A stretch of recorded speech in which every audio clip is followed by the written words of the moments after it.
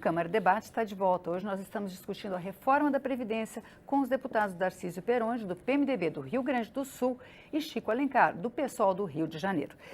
Deputado Chico Alencar, o deputado Darcísio estava explicando as mudanças. Uma delas que eu interrompi o deputado quando ele ia anunciar é que o tempo mínimo para aposentadoria passou para 15 anos e o tempo para obter a aposentadoria integral, segundo foi anunciado, seria de 40 anos. Como é que o senhor vê esses prazos? Como é que o senhor vê essas mudanças, essa nova proposta aí do governo?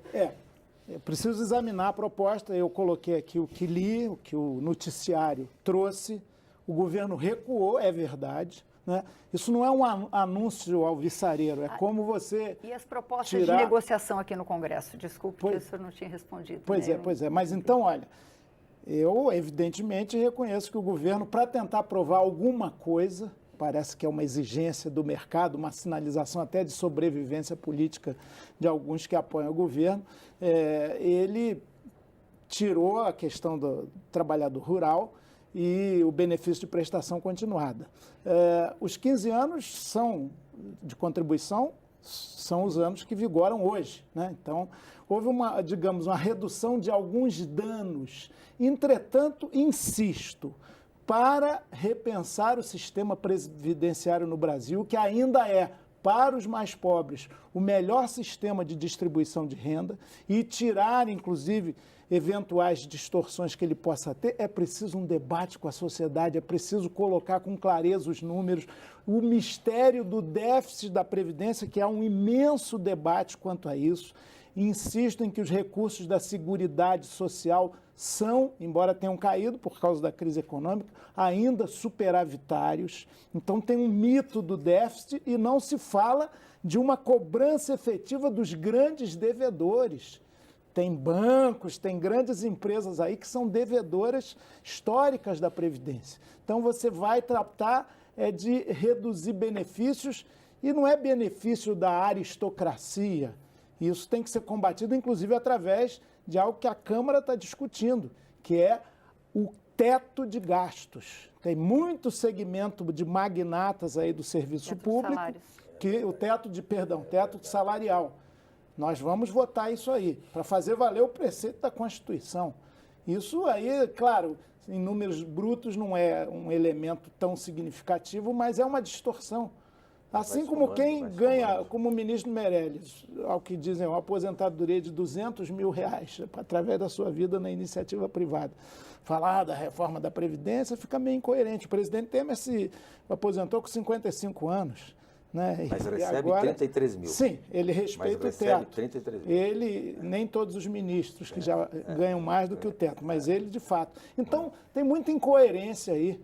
Eu já tenho tempo de aposentadoria, não acho justo, recebendo a remuneração como deputado, de pedir minha aposentadoria na UFRJ. Seria uma demasia, mesmo sem atingir o teto na soma. Então, a gente tem que fazer uma discussão séria, profunda, e entendo que agora, e esse governo, ele dialoga muito com a base parlamentar, mas a base é muito fisiológica, trabalha muito com cargo aqui, liberação de emenda ali. Se essa reforma, como proclama o governo na sua campanha publicitária milionária, é tão essencial para o país, os parlamentares deviam ter espírito público e não ficar nessa de, eu só voto se me atender na diretoria regional do órgão tal ou qual. Isso é caminho para a corrupção também. Isso é histórico no Brasil, esse fisiologismo, esse modus operandi, essa negociação vira negociata muito facilmente. Não é o debate de ideias e de propostas e o convencimento, mas é o toma lá da cá, que parece que é inerente a esse governo e atinge, se a gente olhar bem na história recente do Brasil, ou na história brasileira republicana, todos os governos. O toma lá da cá, o fisiologismo, a pequena política que se torna grande. Agora, você vê, o governo vai botar o que dizem também, vai, não vai, volta, não volta.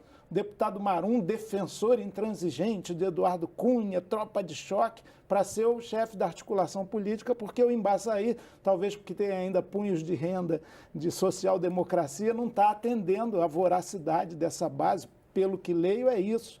O Baldi, que teve financiamento de Carlinhos Cachoeira e tal, nosso colega aqui virou ministro também. O governo consegue ser pior do que já é, do ponto de vista da boa prática política. Portanto, e mesmo assim não vai conseguir passar essa mal chamada reforma. O senhor concorda, Ele deputado? levantou um montão de questões. Primeiro, do ministro Baldi, é um industrial,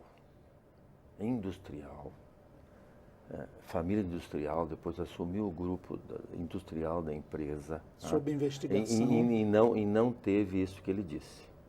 Tá. Segundo lugar, o déficit, a própria Anfib, o ano passado, este ano em relação ao ano passado, conseguiu, mesmo com análise falha, admitiu um buraco em torno de 80 bilhões de reais o ano passado.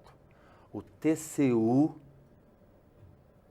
confirmou o déficit nos últimos anos. As prestações de conta dos governos, inclusive petistas, que eu e ele votamos, tá? Apontavam os déficits. Eu e ele votamos. A prestação de conta que apontava os déficits.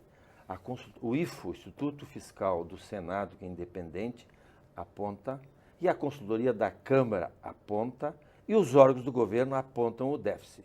Então, essa do déficit, o papo mentiroso da Anfib, que ela teve que reconhecer timidamente. Essa previdência, ela diminuiu por negociações.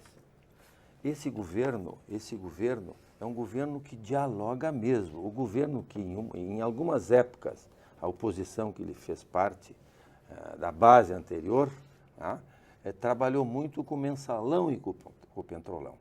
Esse governo, para montar o seu governo, ouvindo os partidos e ouvindo os deputados, nós criamos uma lei das estatais, quando o partido ou um deputado indica um diretor de banco, diretor de uma área, ele tem que ter no mínimo 10 anos de experiência, curso superior. Tem deputados ainda que não entenderam isso, que votaram e não sabiam o que votaram. Então melhorou muito essa questão. Houve um avanço, não é mais terra arrasada como o deputado. Ele sabe, talvez ele tenha esquecido, mas esse é um governo que agora vai pegar os altos salários. O maior programa de transferência de renda que existe no mundo é no Brasil. Todo mundo deve ter pensado neste momento que eu fiquei em silêncio, que é Bolsa Família. Não é. Estudos do IPEA, confirmados pelo Banco Mundial, de 2001 a 2015, 1 trilhão de reais e 268 bilhões saíram do Tesouro Nacional para cobrir o buraco da Previdência Pública Federal. Não estou falando da estadual, que é outro desespero. Olha o Rio de Janeiro. 1 trilhão para 2 milhões de aposentados e pensionistas, que é um outro escândalo. 1 trilhão. Este ano vai ser 100 bilhões. E, para o ouvinte comparar, o SUS gastou neste período, o governo federal gastou nesse período 1 bilhão e 200 para 200 milhões de brasileiros na saúde. O MEC gastou 900 bilhões nesse período.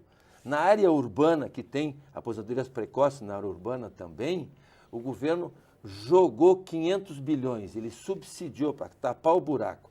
Esse dinheiro está fazendo falta para o doente, para o desempregado, para o motorista que quer uma gasolina mais barata, para o cientista que quer incentivo para a ciência, para o jovem, para o cidadão, para o idoso, remédio, né, que o governo teve que tirar do Tesouro e transferir para os salários nossos deputados, dos nossos consultores, dos juízes, dos promotores, dos procuradores, dos fiscais da Receita que se entrincheiram lá.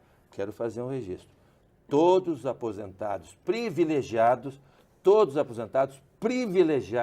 que o governo agora está enfrentando se aposentaram com leis existentes. Este governo, com esta base, governo corajoso, com fé, com confiança, com foco, está terminando estes privilégios.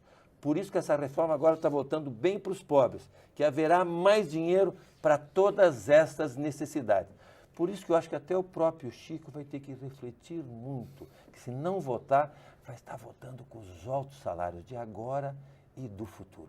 Acho que o Chico vai ter uma angústia na hora de votar, Chico. Tu vai ter uma Deputado, angústia. 30 segundos, só para a gente Olha, poder encerrar. Claro, 30 segundos para um debate que se abriu aqui, intensíssimo, começo, de né? 3 horas pelo menos, são muito insuficientes. Eu quero dizer o seguinte, nós temos que reformar esse país de cabo a rabo, uma reforma do Estado, uma reforma profunda, substantiva, voltado para o bem comum e para a opção preferencial pelos mais pobres desse país, que continua sendo um país absolutamente injusto. A defasagem entre os poucos muito ricos e a grande massa empobrecida, que está empobrecendo mais, é imensa. E isso significa, de novo, prioridade para a reforma tributária que está esquecida. Entendimento do que se propõe para essa Previdência é algo que, na verdade, parte de uma concepção.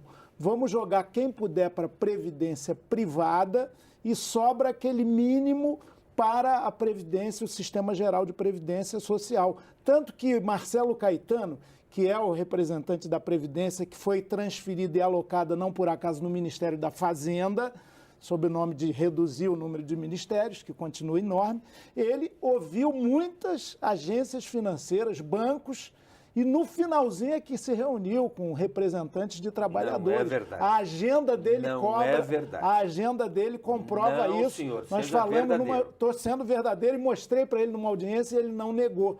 A agenda dele era privilegiar os bancos, as instituições financeiras que estão de olho na previdência privada. Então, quer-se dizer, é uma concepção desse governo, que é uma coalizão que tem muitos investigados, alguns réus, muitos suspeitos e privatistas máximos, é uma concepção. O público perde lugar. Por isso que é um governo tão transitório e tão impopular. Mas, olha, temos um embate eleitoral que se avizinha e aí as propostas claras, não essa, dessa pseudo-reforma, vão entrar em confronto e isso é muito bom para o país. Bom, é um debate que está só começando, mas esse programa termina aqui. Você pode revê-lo ou compartilhá-lo na nossa página ou no YouTube. Obrigada pela audiência e até a próxima.